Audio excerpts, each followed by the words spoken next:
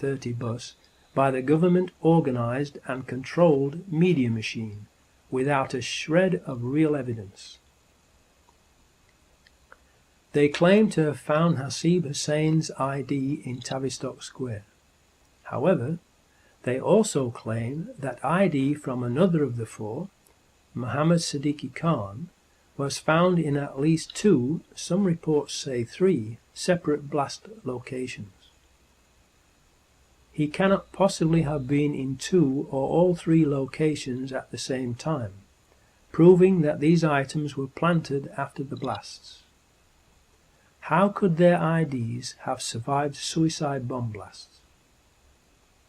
Millions of people are aware of the magic fireproof Mohammed Atta passport that was planted at the World Trade Center on 9/11.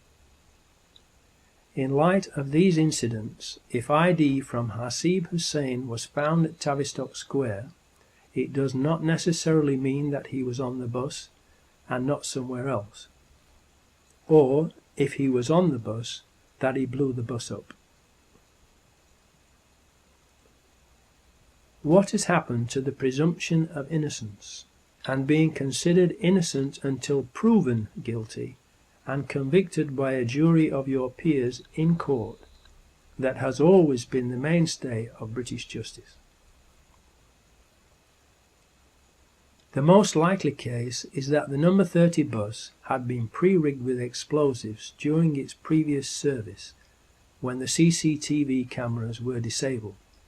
The CCTV systems on stagecoach buses are normally either the Israeli company Verint Systems RP12001 or Timespace X200.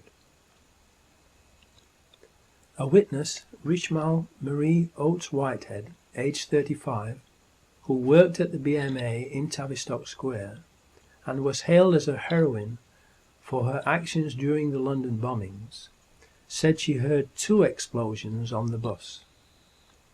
The controlled media immediately went on the offensive and did a character assassination of the heroine, because her testimony did not fit with the official story, and she died unexpectedly shortly afterwards. However, other witnesses also reported a second explosion on the bus. Richmal's and other witnesses' testimonies would account for pre-planted explosives and a bomb being planted later on 7/7/2005. What we can be certain about, though, is that, either on the bus or elsewhere, Hasib Hussein, like the other 3 Muslim patsies, was murdered. 7th chapter title: Pre-planted explosives. Witnesses of the tube train explosions state that there were no Muslims with backpacks and no backpacks or bags left unattended on the trains in the carriages that blew up, and the floors of the trains blew upwards from underneath, not downwards, as would be the case with explosives inside the trains. Explosives under the train floors, powerful enough to rupture the carriage floors and bend them upwards, would also lift the carriages up off the rails and derail them, as did happen. Those explosives were not homemade, but military-grade high explosives that would not be available to Muslim suicide bombers. The official story was that they used homemade explosives, which has later been proven to be a lie. So we know from reliable eyewitnesses, who can be traced, that there were no backpack homemade bombs or Muslim bombers inside the tube train carriages that blew up, and that the floors blew upwards, so the bombs, which were made from military-grade explosives, must have been fastened underneath the floors of the train carriages. Only people having access to the tube trains during the times that the trains were not running would be able to plant those bombs under the train floors. Benjamin Netanyahu, the Israeli finance minister, said that he was warned by Scotland Yard not to leave his hotel room on the morning of 7/7/2005 before the first explosion was reported, implying that they had foreknowledge of the plan. Scotland Yard then quickly denied being the ones who had provided the warning, but have not told us who did warn Netanyahu if they did not. Why was Benjamin Netanyahu warned, but not the British people who pay their wages and whom they are paid to protect? Was it because it would have spoiled their evil plan to murder British people, to change the nation's mind about British troops fighting in the Middle East? 2 weeks later, the head of the Israeli Mossad, General Meir Dagan, said that he had warned Benjamin Netanyahu at 08:40 a.m. on 7/7/2005, 10 minutes before the first blast occurred.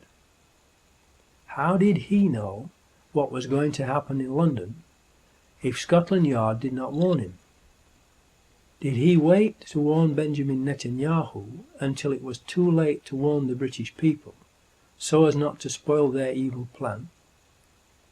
Was the London bombing a covert MI5 operation, or an Israeli Mossad operation, or a joint operation by both of them? The British people have the right to know.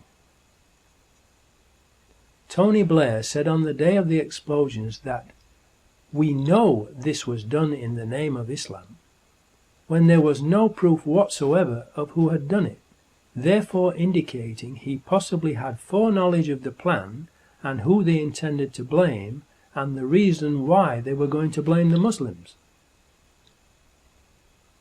As proof that this was a slip-up and needed covering up, look at how the BBC later falsely reported his actual words, giving further proof that the BBC is a government propaganda machine and the coverage was organised exactly as Michael Portillo said it would be in the BBC Panorama programme in May 2004.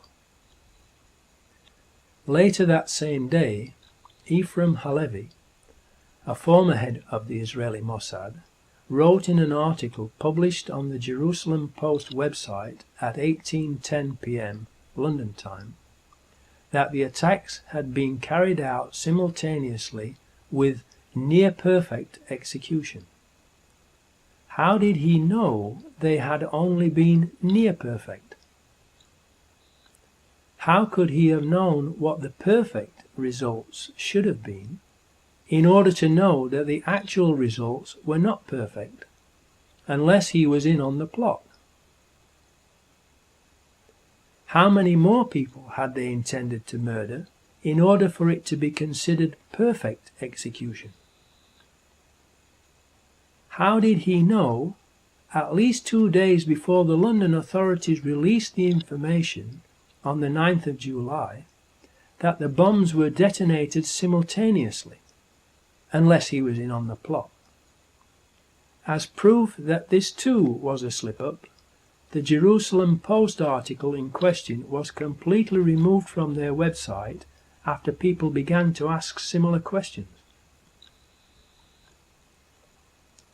The following day, Police Commissioner Ian Blair also made a slip-up on camera and said that there were 4 miserable bombers, and then very quickly corrected himself, showing that he too possibly had foreknowledge of the plan to use 4 Muslims as patsies. If London could survive the Blitz, it can survive 4 miserable bombers like this. I'm not saying there are 4 bombers, 4 miserable events like this. We are told that the first reports were of an electrical power surge that occurred, and then later we were told that there were bombs that exploded on the tube trains and that it was an Al-Qaeda terrorist attack, with Muslim suicide bombers carrying backpack home